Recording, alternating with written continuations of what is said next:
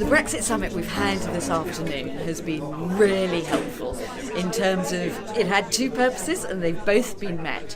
One was to be able to inform people who wanted to come along, wanted to hear what the negotiations are, how they're going, what's happening.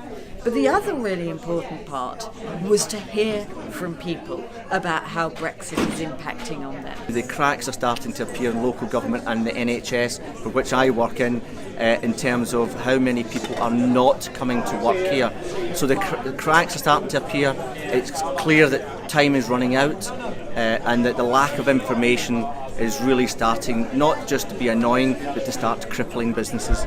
The company we're supplying is being, maybe it's been over pessimistic, but he's saying that he's looking to cut back his production by 10% post Brexit because of the lack of labour. I mean, you can't run a factory without labour, and all right, you can have robotics, but there's certain jobs you need people to do. So our concerns are really the lack of detail that we've seen so far. It's been 18 months to pull some form of a policy on the future of farming and agricultural policies together.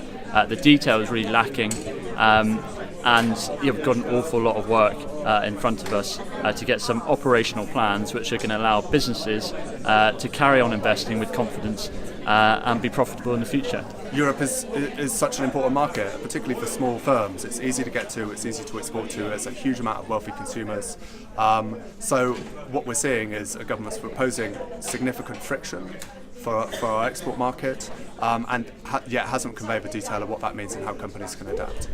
The thing about Brexit is that it impacts across so many things, but also beyond Brexit, there's this point about we're not doing other things.